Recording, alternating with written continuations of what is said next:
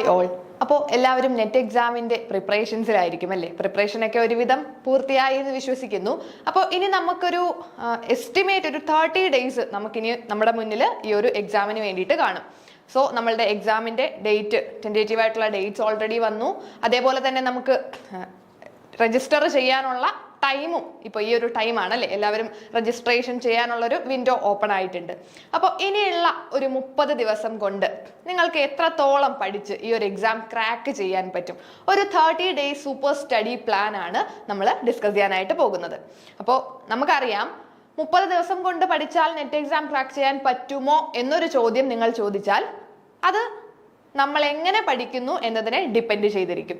നമുക്കറിയാം ഇനിയിപ്പോൾ 1 year നമുക്ക് ടൈം കിട്ടിയാലും നമ്മൾ ഇഫക്റ്റീവ് ആയിട്ട് പഠിച്ചില്ലെങ്കിൽ ഇനി 1-2 വർഷം എടുത്ത് പഠിച്ചാലും നമുക്ക് ഈ ഒരു എക്സാം ക്രാക്ക് ചെയ്യാനായിട്ട് പറ്റില്ല.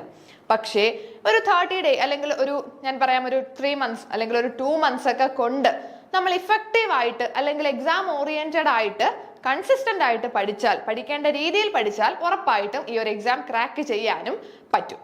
അപ്പൊ ഇനിയുള്ളൊരു 30 ദിവസം കൊണ്ട് ഇതുവരെയും പഠിച്ചു തുടങ്ങാത്തവരാണെങ്കിലും ഇനി ഓൾറെഡി പഠിച്ച് പോർഷൻസ് ഒക്കെ കവർ ചെയ്ത് വെച്ച് റിവൈസ് ചെയ്യുന്നവർക്കാണെങ്കിലും എല്ലാവർക്കും ഹെൽപ്ഫുൾ ആയിട്ടുള്ള ഒരു സ്റ്റഡി പ്ലാൻ ആണ് നമ്മൾ ഈ ഒരു വീഡിയോയിൽ കൂടി ഡിസ്കസ് ചെയ്യാനായിട്ട് പോകുന്നത്. ഓക്കെ, സോ എല്ലാവർക്കും നമ്മുടെ എക്സാം പാറ്റേൺ, നമ്മുടെ ക്വസ്റ്റ്യൻ പാറ്റേൺ ഒക്കെ ഏകദേശം അറിയാമായിരിക്കും, ഒരു ധാരണ എല്ലാവർക്കും കാണും. അപ്പോൾ നമ്മുടെ എക്സാമിന് 2 പേപ്പേഴ്സ് ഉണ്ട്, paper 1 and paper 2.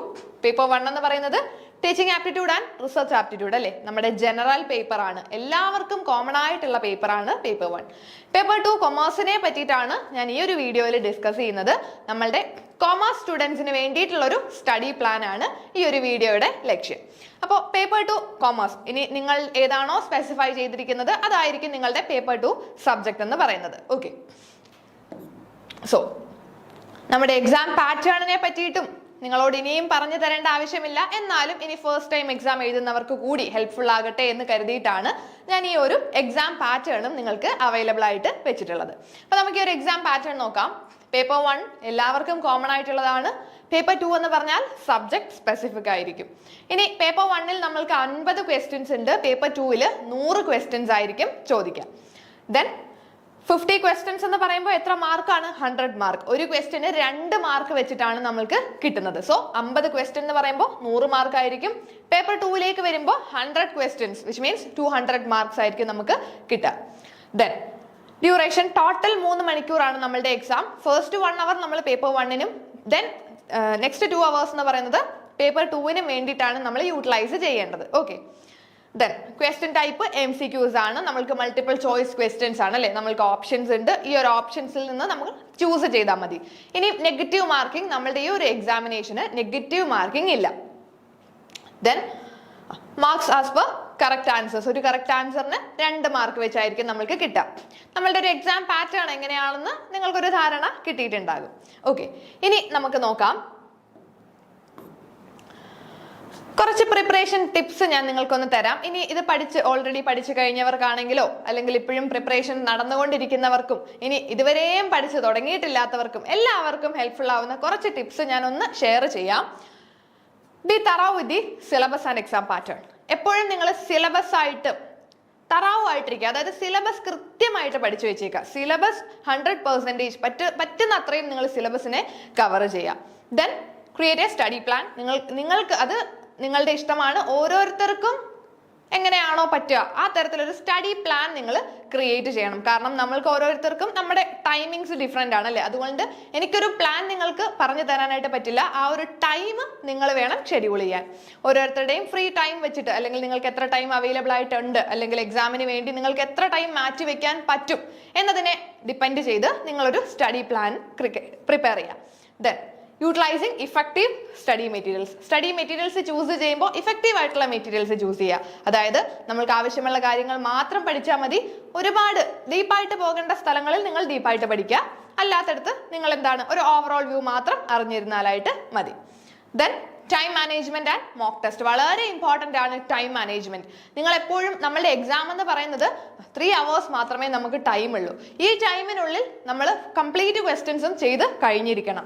Time management നമ്മൾ എക്സാം ടൈമിൽ നമ്മൾ ആ ഒരു സമയത്ത് ആ ടൈമിലാണ് നമ്മൾക്ക് ടൈം മാനേജ്മെന്റ് പറ്റാതെ പോകുന്നത്. പലർക്കും അതാണ്, നമ്മൾ വിചാരിക്കും 3 മണിക്കൂർ കൊണ്ട് ചെയ്ത് തീർക്കാമെന്ന്, പക്ഷേ ആ ഒരു ടൈമിൽ നമ്മൾക്ക് പറ്റില്ല. ലാസ്റ്റ് ടൈം ആകുമ്പോഴേക്കും നമ്മളുടെ മുന്നിൽ ഒരു 10-20 ക്വസ്റ്റ്യൻസ് കിടക്കും, നമുക്കിനി ഒരു 10 മിനിറ്റ് ടൈമും കൂടിയേ കാണുള്ളൂ. ആ സമയത്താണ് നമ്മൾ ചിന്തിക്കുന്നത് ടൈം മാനേജ്മെന്റിന്റെ ഇമ്പോർട്ടൻസ്.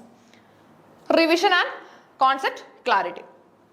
പഠിച്ച കാര്യങ്ങൾ മറന്നു പോകാതെ വീണ്ടും റിവൈസ് ചെയ്യുക.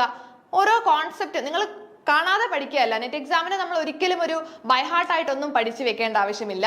എല്ലാ കോൺസെപ്റ്റുകൾ നിങ്ങൾ ക്ലിയർ ആക്കി വെക്കുക. കോൺസെപ്റ്റ് ആണ് നമുക്ക് അവിടെ ആവശ്യമായിട്ട് വരിക. Then staying motivated and focused. ഈ ഒരു തരത്തിൽ നിങ്ങളൊരു സ്റ്റഡി പ്ലാൻ ഒക്കെ പ്രിപ്പയർ ചെയ്ത് സിസ്റ്റമാറ്റിക് ആയിട്ട് ഇനി ഒരു 30 ദിവസം, ഇനി നമ്മുടെ മുന്നിൽ ഒരു 30 ദിവസം ഉണ്ടല്ലേ, ഈ 30 ദിവസം നിങ്ങൾ എങ്ങനെ ഇഫക്റ്റീവായി യൂട്ടിലൈസ് ചെയ്യുന്നു അതനുസരിച്ചിരിക്കും നിങ്ങൾ ഈ എക്സാം പാസ്സാകുമോ ഇല്ലയോ എന്നുള്ളത്. ഇനി ഒന്നും പഠിച്ചിട്ടില്ലാത്തവരാണെങ്കിൽ പോലും നിങ്ങളും ഈ ഒരു 30 ദിവസം പെർഫെക്റ്റ് ആയിട്ട് യൂട്ടിലൈസ് ചെയ്താൽ നിങ്ങൾക്കും എക്സാം ക്രാക്ക് ചെയ്യാനായിട്ട് പറ്റും. സോ നമുക്കിവിടെ 2 പേപ്പേഴ്സ് ഉണ്ടെന്ന് നമുക്കറിയാം അല്ലേ, ഫസ്റ്റ് പേപ്പറും സെക്കൻഡ് പേപ്പറും. അപ്പൊ ഇതിൽ ഏത് പേപ്പറിന് കൂടുതൽ ഇമ്പോർട്ടൻസ് കൊടുക്കണം എന്നൊരു ചോദ്യത്തിന്റെ ഒരു ഉത്തരമാണ്. രണ്ടും നിങ്ങൾ ഈക്വൽ ഇമ്പോർട്ടൻസ് കൊടുക്കുക. Maintain a balance. നിങ്ങളൊരു ബാലൻസ് അവിടെ മെയിൻറ്റെയിൻ ചെയ്യണം. ഫസ്റ്റ് പേപ്പറിനും സെക്കൻഡ് പേപ്പറിനും. ഫസ്റ്റ് പേപ്പറിൽ 50 ക്വസ്റ്റ്യനേ ഉള്ളൂ എന്ന് വെച്ച് അതിന് ഇമ്പോർട്ടൻസ് കുറച്ച് കൊടുക്കരുത്. കാരണം ഫസ്റ്റ് പേപ്പർ നമ്മൾക്ക് അത്ര ഫെമിലിയർ ആയിരിക്കില്ല. സെക്കൻഡ് പേപ്പർ ആണല്ലേ അല്ലേ നമ്മൾ സ്പെഷ്യലൈസ് ചെയ്തിരിക്കുന്നത്. സോ സെക്കൻഡ് പേപ്പർ ഒരുവിധം നമ്മൾക്ക് അറിയാം. പക്ഷേ ഫസ്റ്റ് പേപ്പർ എന്ന് പറഞ്ഞാൽ നമ്മൾക്ക് അത്ര ഫെമിലിയർ അല്ലാത്ത സബ്ജക്റ്റുകളാണ്. സോ നമ്മൾ അതിൽ കുറച്ചുകൂടി ഒന്ന് എൻ്റെ ഒരു സ്ട്രാറ്റജിയാണ്. ഞാൻ ഫസ്റ്റ് പേപ്പറിനായിരുന്നു കുറച്ചുകൂടി ഒരു ഇമ്പോർട്ടൻസ് കൂടുതലായിട്ട് കൊടുത്ത് കുറച്ചുകൂടി പഠിച്ചത്. സെക്കൻഡ് പേപ്പറിൽ നമ്മളൊന്നും പുതിയതായിട്ട് അങ്ങനെ പഠിക്കേണ്ട, നമ്മൾ പഠിച്ച കാര്യങ്ങൾ റിവൈസ് ചെയ്യുകയാണ് അല്ലേ. ഓക്കെ, സോ ഫസ്റ്റ് പേപ്പറിൽ നമ്മളൊരു സിലബസ് ബേസ്ഡ് സ്റ്റഡി ആണ് നടത്തുന്നതെങ്കിൽ സെക്കൻഡ് പേപ്പറിലേക്ക് വരുമ്പോൾ ഒരു സിലബസ് ബേസ്ഡ് റിവിഷൻ ആയിരിക്കും. നമ്മൾ വീണ്ടും ഒന്നും സ്റ്റഡി ചെയ്യുന്നില്ല, സിലബസ് ബേസ് ആയിട്ട് നമ്മൾ റിവൈസ് ചെയ്യുകയാണ് അല്ലേ പഴയ കാര്യങ്ങൾ. ഫസ്റ്റ് പേപ്പറിൽ നമ്മൾ കൂടുതലും PYQs പ്രാക്ടീസ് ചെയ്യേണ്ടത് എന്തിനു വേണ്ടിയിട്ടാണ്? ടൈം മാനേജ്മെന്റ്, അതേപോലെ തന്നെ കോൺസെപ്റ്റ് ക്ലാരിറ്റി. നമ്മൾ പഠിച്ചു വെച്ച കോൺസെപ്റ്റ് ക്ലിയർ ആണോ അല്ലെങ്കിൽ നമ്മൾ പഠിച്ചത് ശരിയാണോ എന്നറിയാൻ നമ്മൾക്ക് എന്ത് ചെയ്യാം, PYQs എടുത്ത് വർക്ക്ഔട്ട് ചെയ്ത് നോക്കാം. സെക്കൻഡ് പേപ്പറിലേക്ക് വരുമ്പോൾ നമ്മൾ PYQs നോക്കേണ്ടത് മെയിൻ ആയിട്ട് നമ്മളുടെ ക്വസ്റ്റ്യൻ പാറ്റേൺ മനസ്സിലാക്കാനാണ്. നമ്മൾക്കറിയാം സെക്കൻഡ് പേപ്പർ നമ്മുടെ പേപ്പറാണ്, നമ്മൾ പഠിച്ചു വെച്ച കാര്യങ്ങളാണ്. ഇനി ഈ പഠിച്ചു വെച്ച കാര്യങ്ങളിൽ നിന്ന് എങ്ങനെയാണ് ക്വസ്റ്റ്യൻ ചോദിക്കുക, എങ്ങനെ എക്സാമിന് ക്വസ്റ്റ്യൻ ചോദിക്കും എന്ന് നമുക്കൊരു ധാരണ വരണ്ടേ. അതിന് വേണ്ടിയിട്ട് നമുക്ക് സെക്കൻഡ് പേപ്പറിൽ എന്ത് ചെയ്യാം, PYQs വർക്ക്ഔട്ട് ചെയ്ത് പഠിക്കാം. ദെൻ ഫസ്റ്റ് പേപ്പറിൽ deep dive into new concept. പുതിയ കോൺസെപ്റ്റുകളെ നമ്മൾ ഡീപ്പായിട്ട് പഠിക്കുകയാണ് അല്ലെ. പുതിയ കോൺസെപ്റ്റുകൾ നമ്മൾ ആദ്യമായിട്ട് പഠിച്ചു വെക്കുകയാണ് ഫസ്റ്റ് പേപ്പറിലേക്ക് വരുമ്പോൾ. സെക്കൻഡ് പേപ്പറിലാണെങ്കിലോ റീവിസിറ്റിംഗ് പ്രീവിയസ്ലി ലേൺഡ് കോൺസെപ്റ്റ്. പഴയ പഠിച്ച കാര്യങ്ങളെ വീണ്ടും ഒന്ന് റീവിസിറ്റ് ചെയ്യുക മാത്രമാണ് ചെയ്യുന്നത് അല്ലേ. Then adopt 2:1 approach for learning and question practice. ഇവിടെ പേപ്പർ 1 2:1 അപ്രോച്ച് ആണ്. അതായത് നമ്മളൊരു 2 മണിക്കൂർ പുതിയ കാര്യങ്ങൾ പഠിക്കുകയാണെങ്കിൽ നെക്സ്റ്റ് ഒരു 1 മണിക്കൂർ നമുക്ക് അതിന്റെ ക്വസ്റ്റ്യൻ ഡിസ്കഷന് വേണ്ടിയിട്ട് എടുക്കാം. പക്ഷേ പേപ്പർ 2 വരുമ്പോൾ അവിടെ ഒരു 1:1 അപ്രോച്ച് ആണ്. കാരണം പുതിയ കാര്യങ്ങൾ 1 മണിക്കൂർ പഠിക്കുന്നെങ്കിൽ 1 മണിക്കൂർ നമ്മൾ ക്വസ്റ്റ്യനും പ്രാക്ടീസ് ചെയ്യാണ്. ഇവിടെ നമ്മൾ ഫസ്റ്റ് പേപ്പറിൽ പഠിക്കുന്നതിന് കുറച്ചുകൂടി ടൈം കൊടുക്കുന്നുണ്ട്. കാരണം നമ്മൾക്ക് അറിയാത്ത കോൺസെപ്റ്റുകളാണ് ഫസ്റ്റ് പേപ്പറിൽ കൂടുതലായിട്ടും വരിക. അപ്പൊ അത് നമ്മൾ പുതിയതായിട്ട് ലേൺ ചെയ്തെടുക്കേണ്ടത് തന്നെ ആവശ്യമാണ്. സോ ഈ ഒരു തരത്തിൽ നിങ്ങൾ പ്ലാൻ ചെയ്യുകയാണെങ്കിൽ ഫസ്റ്റ് പേപ്പറും സെക്കൻഡ് പേപ്പറും നിങ്ങൾക്ക് ബാലൻസ്ഡ് ആയിട്ട് കൊണ്ടുപോകാനായിട്ട് പറ്റും. ഓക്കെ, ഇനി ടൈം മാനേജ്മെന്റിന്റെ ഇമ്പോർട്ടൻസ് വരുന്നത് എപ്പോഴാണെന്ന് അറിയാമോ? നമ്മൾക്ക് മൊത്തത്തിൽ എത്ര ക്വസ്റ്റ്യൻസ് ഉണ്ട്? 150 ക്വസ്റ്റ്യൻസ് നമ്മളുടെ മുന്നിലുണ്ട്. ഫസ്റ്റ് പേപ്പറും സെക്കൻഡ് പേപ്പറും കൂടെ കൂട്ടി 150 ക്വസ്റ്റ്യൻസ് ഉണ്ട്. ഇനി എക്സാം ഡ്യൂറേഷൻ എത്ര ടൈമാണ്? 180 മിനിറ്റ്സ്. 180 മിനിറ്റ് ആണ് നമ്മുടെ എക്സാം. 150 ക്വസ്റ്റ്യൻസ്. അങ്ങനെയാണെങ്കിൽ ഒരു ക്വസ്റ്റ്യന് എത്ര മിനിറ്റ് നമുക്ക് കിട്ടും? 1.2 മിനിറ്റ്. സിമ്പിൾ ആയിട്ട് പറഞ്ഞാൽ ഒരു ക്വസ്റ്റ്യന് 1 മിനിറ്റ്. ഒരു ക്വസ്റ്റ്യൻ ചെയ്യാൻ 1 മിനിറ്റ്. അപ്പോൾ നമ്മളൊരു ക്വസ്റ്റ്യൻ കാണുമ്പോൾ 1 മിനിറ്റ് കൊണ്ട് ആ ക്വസ്റ്റ്യന്റെ ആൻസറിലേക്ക് നമ്മൾ എത്തിച്ചേരണം. അങ്ങനെ ചെയ്യാൻ ബുദ്ധിമുട്ട് വന്നെങ്കിൽ, ഇപ്പോൾ നമ്മൾ ഒരു ക്വസ്റ്റ്യൻ ഒന്ന് ആൻസർ ചെയ്യാൻ ഒരു 5 മിനിറ്റ് എടുത്തു. അങ്ങനെ 5 മിനിറ്റ് എടുത്താൽ പിന്നെ ഒരു 5 ക്വസ്റ്റ്യൻ ചെയ്യാനുള്ള സമയം നമുക്ക് അവിടെ നഷ്ടമാവുകയാണ്. സോ ഇവിടെയാണ് ടൈം മാനേജ്മെന്റിന് ഇമ്പോർട്ടൻസ് വരുന്നത്. കാരണം നമ്മൾക്ക് ഒരു ക്വസ്റ്റ്യൻ ചെയ്യാൻ 1 മിനിറ്റ്, 1.5 മിനിറ്റ് എന്ന് പോലും പറയാൻ പറ്റില്ല. 1 മിനിറ്റേ നമുക്ക് ഒരു ക്വസ്റ്റ്യൻ ചെയ്യാനായിട്ട് കിട്ടുന്നുള്ളൂ. 1 മിനിറ്റും കൊണ്ട് ഒരു ക്വസ്റ്റ്യന്റെ ആൻസറിലേക്ക് നമ്മൾ എത്തിച്ചേരണം. അതിനാണ് നമ്മൾ previous year questions continuously practice ചെയ്യുന്നത്. പ്രാക്ടീസ് ചെയ്യുമ്പോഴും ടൈംഡ് ആയിട്ട് നമ്മൾ റിയൽ എക്സാമിന് എങ്ങനെ ഇരിക്കുന്നോ അതേപോലെ ചെയ്യാനായിട്ട് ശ്രമിക്കുക. അതായത് ഒരു 3 മണിക്കൂർ കൊണ്ട് ഈ ഒരു ക്വസ്റ്റ്യൻ പേപ്പർ നിങ്ങൾ വർക്ക്ഔട്ട് ചെയ്ത് തീർക്കാൻ എത്രത്തോളം പറ്റുന്നുണ്ട് എന്ന് അനലൈസ് ചെയ്യുക. Okay, fine. സോ ഇനിയാണ് നമ്മളുടെ ഒരു 30 days സൂപ്പർ സ്റ്റഡി പ്ലാൻ.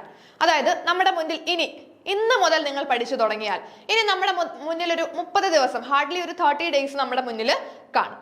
അപ്പൊ ഇന്ന് തൊട്ട് നിങ്ങൾ സ്റ്റാർട്ട് ചെയ്യുവാണെങ്കിൽ ഏത് രീതിയിൽ നിങ്ങൾ പഠിക്കണം? ഞാൻ ഓൾറെഡി പറഞ്ഞതാണ്, ഒന്നും പഠിച്ചിട്ടില്ലാത്തവർക്കും ഇനി സിലബസ് കവർ ചെയ്ത് പഠിച്ച് വെച്ചിട്ടുള്ളവർക്കും എല്ലാവർക്കും അഡോപ്റ്റ് ചെയ്യാൻ പറ്റുന്ന ഒരു സ്ട്രാറ്റജിയാണ് നമ്മൾ ഈ ഡിസ്കസ് ചെയ്യാനായിട്ട് പോകുന്നത്.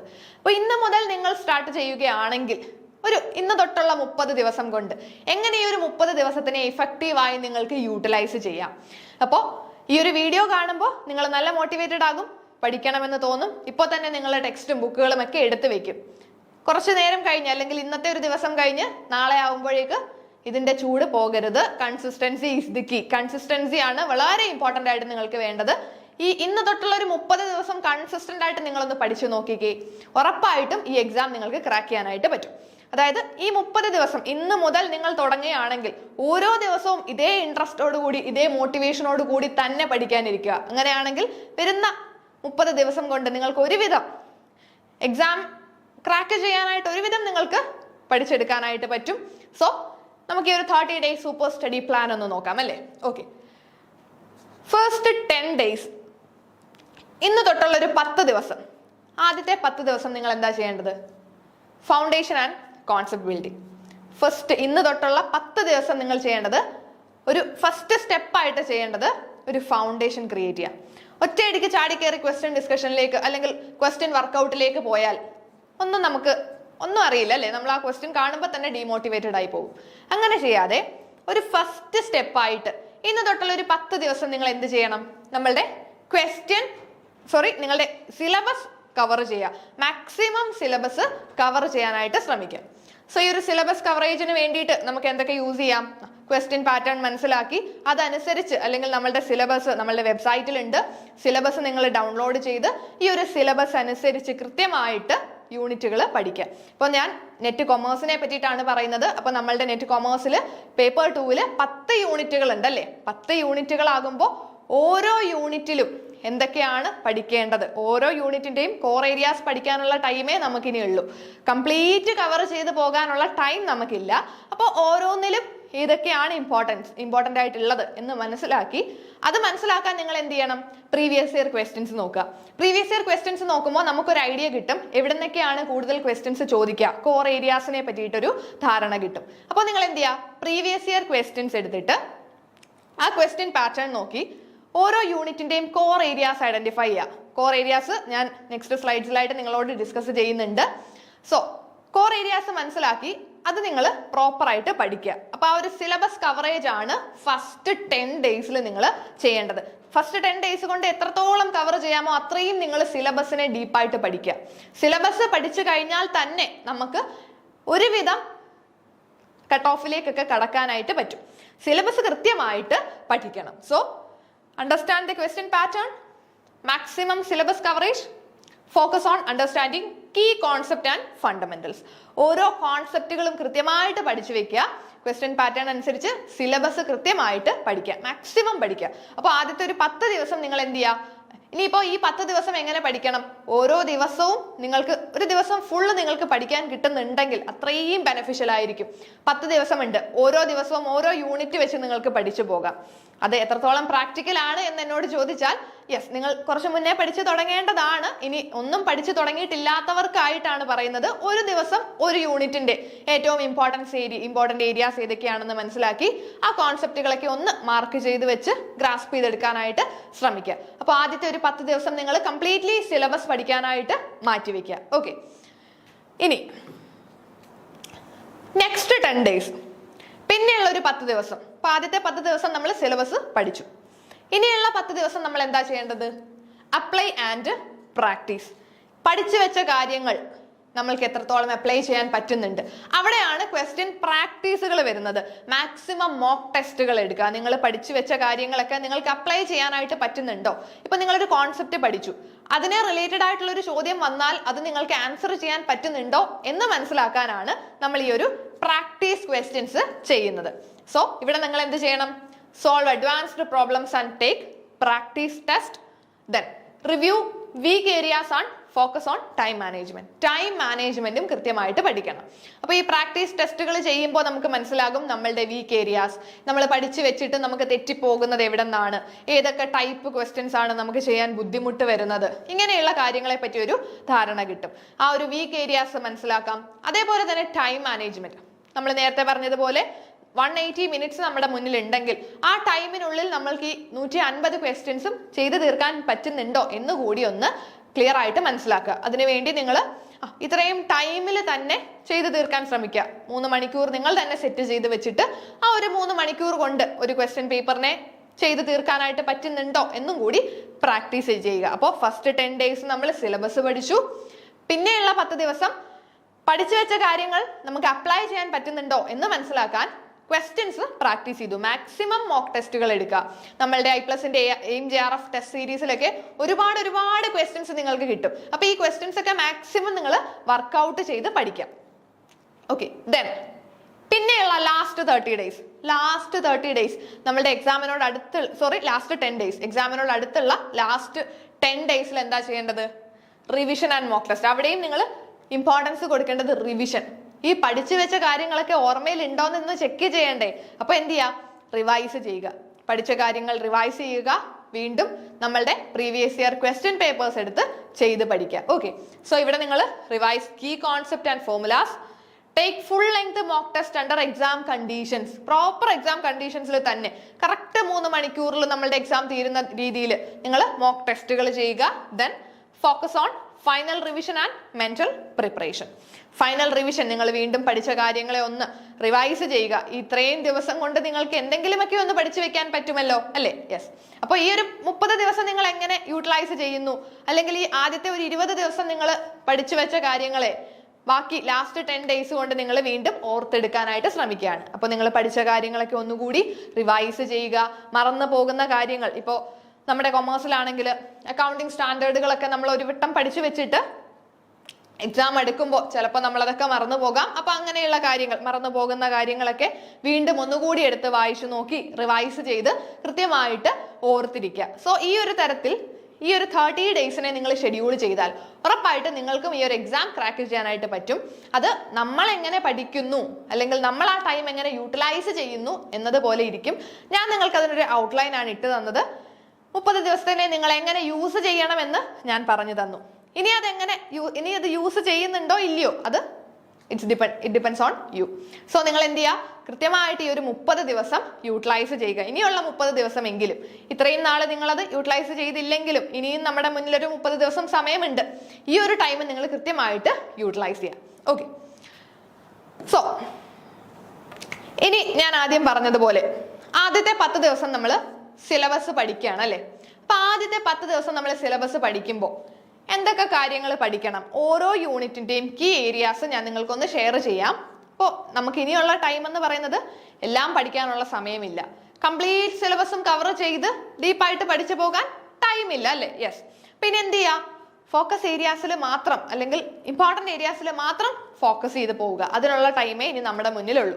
അങ്ങനെയാണെങ്കിൽ ഓരോ യൂണിറ്റിലും നിങ്ങൾ കൂടുതൽ ഇമ്പോർട്ടൻസ് കൊടുത്ത് അറ്റ്ലീസ്റ്റ് നിങ്ങൾ പഠിച്ചു വെച്ചിരിക്കേണ്ട കാര്യങ്ങളാണ് പറയുന്നത്. ഓക്കെ, അപ്പോൾ ഇത് മാത്രം പഠിച്ചാൽ പോരാ. എന്നിരുന്നാലും ഇനിയുള്ള സമയം കൊണ്ട് നിങ്ങൾക്ക് പഠിക്കാൻ പറ്റുന്ന കാര്യങ്ങളെ ഞാൻ ഇവിടെ കൊടുത്തിട്ടുണ്ട്. അപ്പോൾ നമ്മളുടെ first unit business environment and international business ആണ് നമ്മളുടെ ഫസ്റ്റ് യൂണിറ്റ്. അപ്പൊ ഈ ഒരു യൂണിറ്റിൽ നിന്ന് എന്തൊക്കെ കാര്യങ്ങളാണ് ഇമ്പോർട്ടന്റ് ആയിട്ട് നോക്കേണ്ടത്? ബിസിനസ് എൻവയോൺമെന്റിലേക്ക് വരുമ്പോൾ നമ്മളുടെ ബിസിനസ് എൻവയോൺമെന്റ് ഉണ്ടല്ലേ, economic environment, political environment, social, then legal, അങ്ങനെ ബിസിനസ് എൻവയോൺമെന്റുകളെ നമ്മൾ തരം തിരിച്ചിട്ടുണ്ട്. അത് കൃത്യമായിട്ടൊന്ന് മനസ്സിലാക്കി വെക്കുക. Then government policies, industrial policies, globalization, നമ്മളുടെ മോണിറ്ററി പോളിസി, ഫിസിക്കൽ പോളിസി, ഇങ്ങനെയുള്ള കാര്യങ്ങളും കൂടി ഒന്ന് പഠിച്ചു വെച്ചേക്കാം. ഓക്കെ, ദെൻ ഇന്റർനാഷണൽ ബിസിനസ്സിലേക്ക് വരുമ്പോൾ കുറച്ചും കൂടി ഇമ്പോർട്ടൻസ് കൊടുക്കണം. അവിടുന്ന് നമുക്ക് ഒരുപാട് ചോദ്യങ്ങൾ എക്സാമിന് വരാറുള്ളതാണ്. അപ്പോൾ ഇന്റർനാഷണൽ ബിസിനസ്സിൽ ഫോറിൻ ട്രേഡ് പോളിസി വളരെ ഇമ്പോർട്ടന്റ് ആണ്. വേൾഡ് ട്രേഡ് ഓർഗനൈസേഷനും ഇമ്പോർട്ടന്റ് ആണ്. ഇവിടെയൊക്കെ നിങ്ങൾ ഇയറുകൾ ഉൾപ്പെടെ പഠിച്ചു വെക്കുക. ഓരോന്നിന്റെയും ഇയറുകളും കൃത്യമായിട്ട് പഠിച്ചു വെച്ചേക്കുക. Then regional trading block, FDI, FPI, foreign exchange markets, European union, ASEAN, SAARC, naphtha, IMF, world bank, UNCTAD, GATS, TRIPS, theories of international trade. വളരെ ഇമ്പോർട്ടന്റ് ആണ്, നിങ്ങൾ ഒരിക്കലും സ്കിപ്പ് ചെയ്യാൻ പാടില്ലാത്ത കുറച്ച് കാര്യങ്ങളാണ് ഞാൻ ഇപ്പോൾ പറഞ്ഞത്. തിയറീസ് ഓഫ് ഇന്റർനാഷണൽ ട്രേഡ് ഒക്കെ വളരെ വളരെ ഇമ്പോർട്ടന്റ് ആണ്. ഓരോ തിയറിയും കൃത്യമായിട്ട് പഠിച്ചു വെക്കുക. അതേപോലെ തന്നെ ഓരോ തിയറീസിലും നിങ്ങൾ കൃത്യമായിട്ട് പഠിച്ചു വെച്ചേക്കുക. ദെൻ ഈ പറഞ്ഞിരിക്കുന്ന ഫോറിൻ ട്രേഡ് എഗ്രിമെന്റുകളും എല്ലാം വളരെ ഇമ്പോർട്ടന്റ് ആയിട്ട് പഠിച്ചു വെക്കേണ്ടതാണ്. ഒരിക്കലും നിങ്ങൾ ഈ ഒരു ഏരിയാസ് സ്കിപ്പ് ചെയ്യരുത്. കാരണം ഇവിടെ നിന്ന് എന്തായാലും ക്വസ്റ്റ്യൻ ഉറപ്പായിട്ടും 100% ഷുവർ ആണ് ഇവിടെ നിന്നൊരു ക്വസ്റ്റ്യൻ ഉണ്ടാകും. ഓക്കെ, ദെൻ നമ്മളുടെ സെക്കൻഡ് യൂണിറ്റിലേക്ക് പോകാം. Accounting and auditing. രണ്ടാമത്തെ യൂണിറ്റ് ആണ് അക്കൗണ്ടിങ് ആൻഡ് ഓഡിറ്റിംഗ്. അപ്പൊ ഈ ഒരു അക്കൗണ്ടിങ് ആൻഡ് ഓഡിറ്റിംഗിൽ നിങ്ങൾ ഏതൊക്കെ കാര്യങ്ങളാണ് കൂടുതൽ ഫോക്കസ് ചെയ്ത് പഠിക്കേണ്ടത്? Basic accounting principles. ഇതൊക്കെ നമ്മൾ പണ്ട് ചെറിയ ക്ലാസ്സുകൾ തൊട്ടേ പഠിച്ചു വെച്ചതാണ്. ഇവിടെ നിന്ന് നമ്മൾക്ക് വീണ്ടും വീണ്ടും പഠിച്ചെടുക്കേണ്ട ആവശ്യമില്ല, മറന്നെങ്കിൽ ഒന്ന് ഓർത്തെടുക്കേണ്ട ആവശ്യമേ ഉള്ളൂ. അതുകൊണ്ട് നമുക്ക് ഒരുപാട് ടൈം ഇവിടെയെങ്ങും സ്പെൻഡ് ചെയ്യേണ്ടതായിട്ട് വരുന്നില്ല. ഇപ്പൊ നമ്മളുടെ ബേസിക് അക്കൗണ്ടിങ് പ്രിൻസിപ്പിൾസ് ഉണ്ട്, അക്കൗണ്ടിങ് കൺവെൻഷൻസ് ഉണ്ട്, അങ്ങനെയുള്ള കാര്യങ്ങൾ കൃത്യമായിട്ട് പഠിച്ചു വെക്കുക. Then partnership accounts. പാർട്ട്ണർഷിപ്പ് അക്കൗണ്ട്സിൽ admission of a partner, retirement, death ഇതുമായിട്ട് റിലേറ്റ് ചെയ്തിട്ടുള്ള കാൽക്കുലേഷൻസ് ഒന്ന് അറിഞ്ഞിരിക്കുക. Then corporate accounting. കോർപ്പറേറ്റ് അക്കൗണ്ടിങ്ങിലോട്ട് വരുമ്പോൾ ഷെയർസിന്റെ ആണ്. ഷെയർസിന്റെ issue, forfeiture, reissue of shares വളരെ ഇമ്പോർട്ടന്റ് ആയിട്ട് പഠിച്ചു വെക്കണം. ദെൻ ഹോൾഡിംഗ് കമ്പനി അക്കൗണ്ട്സും അറിഞ്ഞിരിക്കുക. ഹോൾഡിംഗ് കമ്പനി അക്കൗണ്ട്സിലെ മൈനോറിറ്റി ഇൻട്രസ്റ്റിന്റെ കാൽക്കുലേഷൻസ് ഒക്കെ കൃത്യമായിട്ട് പഠിച്ചു വെച്ചേക്കണം. Okay, then cost and management accounting. അവിടെ നമുക്ക് marginal costing, break even analysis, standard costing ഇതൊക്കെ വളരെ ഇമ്പോർട്ടന്റ് ആണ്, പഠിച്ചു വെക്കേണ്ട ഏരിയാസ് ആണ്. Then budgetary control, process costing, ABC costing, kaizen costing and just in time costing. Okay, then ratio analysis വളരെ important ആണ്. പല ടൈപ്പ് റേഷ്യോസ് ഉണ്ട്. ഈ റേഷ്യോസ് എല്ലാം കൃത്യമായിട്ട് പഠിച്ചു വെക്കുക. റേഷ്യോസിൽ നിന്നും ഒരു ക്വസ്റ്റ്യൻ എന്തായാലും കാണും. Then fund flow and cash flow അനാലിസിസും ഇമ്പോർട്ടന്റ് ആയിട്ട് പഠിച്ചു വെക്കേണ്ടതാണ്. Then Indian accounting standards and IFRS വളരെ വളരെ ഇമ്പോർട്ടന്റ്. ഒരു മാച്ച് ദ ഫോളോയിങ് ഉറപ്പായിട്ടും ഇവിടുന്ന് വരും. അത് ഞാൻ കൃത്യമായിട്ട് പറയാം. നിങ്ങൾ ഈ ഒരു ഇന്ത്യൻ അക്കൗണ്ടിംഗ് സ്റ്റാൻഡേർഡ്സും IFRSും പിന്നെ നമ്മളുടെ IND-AS ഉണ്ടല്ലേ, IND-AS ആണ് നമ്മുടെ IFRS കൺവേർജ്ഡ് അക്കൗണ്ടിംഗ് സ്റ്റാൻഡേർഡ്സ് ആണ് IND-AS. പിന്നെ നമ്മളുടെ അക്കൗണ്ടിംഗ് സ്റ്റാൻഡേർഡ്സ് AS ഉണ്ട്. AS പഠിക്കണം, IND-AS പഠിക്കണം, IFRS പഠിക്കണം. കൃത്യമായിട്ട് അക്കൗണ്ടിംഗ് സ്റ്റാൻഡേർഡുകൾ പഠിച്ചു വെച്ചേക്കുക. കാരണം ഈ അക്കൗണ്ടിംഗ് സ്റ്റാൻഡേർഡ്സിനെ ബേസ് ചെയ്തിട്ട് ഒരു മാച്ച് ദ ഫോളോയിങ് ഉറപ്പാണ്. ഇപ്പോൾ ചിലപ്പോൾ നമ്മൾക്ക് AS ആയിരിക്കും ചോദിക്കുക, അല്ലെങ്കിൽ IFRS ആയിരിക്കും ചോദിക്കുക, അല്ലെങ്കിൽ IND-AS ആയിരിക്കും ചോദിക്കുക. ഏതാണെങ്കിലും നിങ്ങൾ കൃത്യമായിട്ട് പഠിച്ചു വെച്ചേക്കുക. അക്കൗണ്ടിംഗ് സ്റ്റാൻഡേർഡ്സ് നിങ്ങൾ ഒരിക്കലും സ്കിപ്പ് ചെയ്യരുത്. അവിടുന്ന് ഒരു ക്വസ്റ്റ്യൻ നമുക്ക് എന്തായാലും എക്സ്പെക്ട് ചെയ്യാം. ഓക്കെ, ഇനി നമ്മളുടെ third unit business economics. Business എക്കണോമിക്സിലേക്ക് വരുമ്പോൾ എന്തൊക്കെ കാര്യങ്ങളാണ് നമ്മൾ നോക്കി വെക്കേണ്ടത്? Demand and supply, market structure, elasticity of demand ഇതൊക്കെ നമ്മൾ ചെറിയ ക്ലാസ്സുകളിൽ പഠിച്ചതാണ് അല്ലേ. നമ്മളുടെ എക്കണോമിക്സിൽ ഡിമാൻഡും സപ്ലൈയും അതേപോലെ തന്നെ ഇലാസ്റ്റിസിറ്റി ഓഫ് ഡിമാൻഡും പലതരം ഇലാസ്റ്റിസിറ്റീസ് ഒക്കെ നമ്മൾ പഠിച്ചതാണ്. അത് കൃത്യമായിട്ടൊന്ന് ഓർത്ത് വെക്കുക.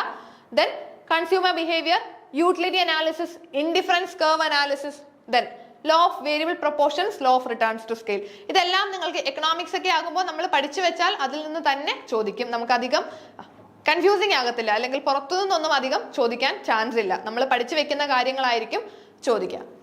Then theory of cost. Theory of കോസ്റ്റിൽ short run and long run cost കർവുകൾ കൃത്യമായിട്ട് ഓർത്ത് വെച്ചേക്കുക.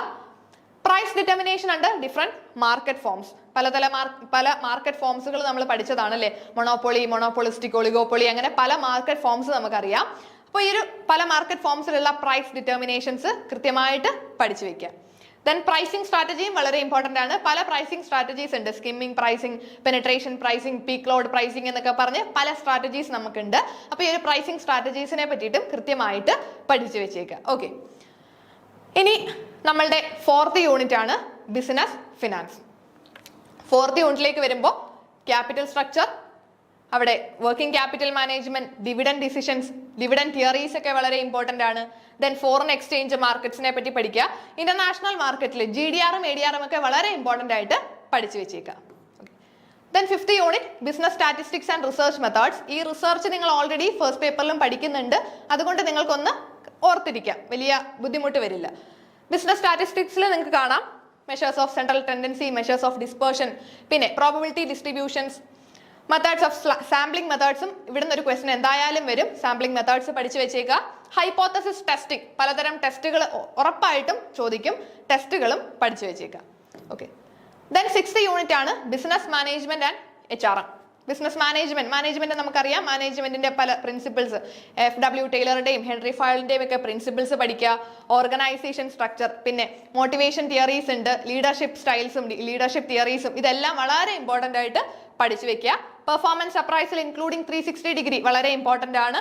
ഓക്കെ, ദെൻ 7th യൂണിറ്റിലേക്ക് വരുമ്പോൾ ബാങ്കിങ് ആൻഡ് ഫിനാൻഷ്യൽ ഇൻസ്റ്റിറ്റ്യൂഷൻസ്. ഇവിടെ നിങ്ങൾ ഓരോ ബാങ്കുകളും ഏത് വർഷമാണ് വന്നത് അത് നിങ്ങൾക്ക് സീക്വൻസ് ആയിട്ട് ഓർഡർ ചെയ്യാനായിട്ട് ചോദിക്കും. അത് കൃത്യമായിട്ട് പഠിച്ചു വെച്ചേക്കുക. അവിടെ കൊമേഴ്ഷ്യൽ ബാങ്കും RRBയും RBIയുടെ ഫംഗ്ഷൻസും ഒക്കെ ഓർത്തിരിക്കുക. ദെൻ ഫിനാൻഷ്യൽ മാർക്കറ്റിൽ മണി മാർക്കറ്റും ക്യാപിറ്റൽ മാർക്കറ്റും കൃത്യമായിട്ട് പഠിച്ചു വെച്ചേക്കുക. Then NBFC, DFIs, non banking financial companies ഒക്കെ വളരെ ഇമ്പോർട്ടന്റ് ആണ്. Financial sector reforms, Basel norms, ഇതും നിങ്ങൾ ഒരിക്കലും സ്കിപ്പ് ചെയ്യാനായിട്ട് പാടില്ല. Then 8th unit marketing management. Marketing mix കൃത്യമായിട്ട് പഠിച്ചു വെക്കുക. പല മാർക്കറ്റിംഗ് മിക്സുകൾ അറിയാം. 4Ps, 7S, 7P എന്നൊക്കെ പറഞ്ഞ് നമ്മൾ പഠിച്ചിട്ടുണ്ട്. ഇതെല്ലാം പഠിച്ചു വെച്ചേക്കുക. Then pricing policy, promotion methods, consumer behaviour, trends in marketing. Okay, then 9th യൂണിറ്റിലേക്ക് വരുമ്പോൾ ലീഗൽ ആസ്പെക്ട് ആണ്. അവിടെ ലോ ആണ്. ലോ കംപ്ലീറ്റ് നിങ്ങൾ മാക്സിമം പറ്റാവുന്ന അത്രയും പഠിക്കുക. അത്രയും പഠിച്ചാൽ നിങ്ങൾക്ക് ഉറപ്പായിട്ടും അവിടെ നിന്നുള്ള ക്വസ്റ്റ്യൻസിന് സ്കോർ ചെയ്യാനായിട്ട് പറ്റും. Contract act, then special contract, sale of goods act, companies act, competition, RTI, then information technology, intellectual property rights, GST, ഇതെല്ലാം നിങ്ങൾക്ക് പറ്റുന്ന അത്രയും നിങ്ങൾ പഠിച്ചു വെച്ചേക്കാം. Then last 10th unit income tax and corporate tax planning. Income ടാക്സിലേക്ക് വരുമ്പോൾ residential സ്റ്റാറ്റസും എക്സംപ്റ്റഡ് ഇൻകംസും അഗ്രികൾച്ചറൽ ഇൻകത്തിനെ പറ്റിയുള്ള പ്രൊവിഷൻസ് ഒക്കെ കൃത്യമായിട്ട് പഠിച്ചു വെച്ചേക്കുക. ദെൻ ഇന്റർനാഷണൽ ടാക്സേഷൻ ഉണ്ട്, ടാക്സ് അവോർഡൻസ്, ടാക്സ് ഇവേഷൻ, ഇതും നിങ്ങൾ കൃത്യമായിട്ട് ഓർത്തിരിക്കേണ്ടതാണ്. Then TDSഉം TCSഉം, filing of റിട്ടേൺസും, return filing ഫോമുകൾ ഉണ്ട്. ഈ ഫോമുകളുടെ പേരും അങ്ങനെയുള്ള കാര്യങ്ങളെല്ലാം കൃത്യമായിട്ട് പഠിച്ച് വെച്ചേക്കണം. Okay, so nothing will work unless you do. നിങ്ങൾ കൃത്യമായിട്ട് ഈ ഒരു 30 ദിവസം എങ്ങനെ യൂട്ടിലൈസ് ചെയ്യുന്നോ അതേപോലെ ഇരിക്കും നിങ്ങളുടെ results. So work hard for your results. Thank you.